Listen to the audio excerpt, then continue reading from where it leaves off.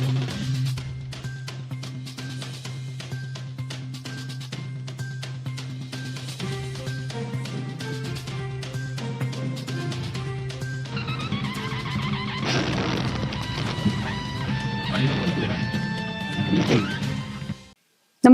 आपण पाहता हिरकणी न्यूज.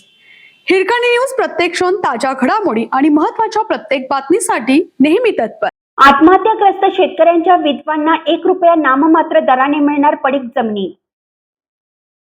आत्महत्याग्रस्त शेतकऱ्यांच्या कुटुंबियांना आणि प्रामुख्याने त्यांच्या विधवांसाठी फडणवीस सरकारने आणखीन एक महत्त्वपूर्ण निर्णय घेतला आहे. आत्महत्याग्रस्त शेतकरी विधवांच्या महिला बचत गटांना आता विविध व्यवसाय व लागवडीसाठी शासकीय पडीक जमिनी उपलब्ध करून दिल्या जाणार आहेत. राजमाता जिजाऊ महिला सक्षमीकरण योजनेअंतर्गत लागू करण्यात आला आहे. या योजनेअंतर्गत पात्र बचत गटांना केवळ 1 रुपया नाममात्र दराने शासकीय पडीक जमीन दिली जाणार आहे.